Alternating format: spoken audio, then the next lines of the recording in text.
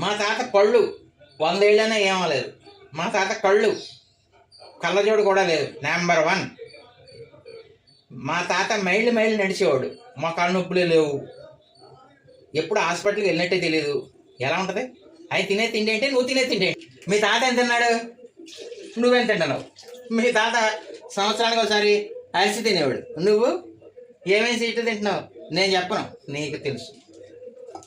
మరి ఇంకా మీ తాత డైలీ తినే తిండి ఏంటి? మీ తాత ఎంత నడిచేవాడు?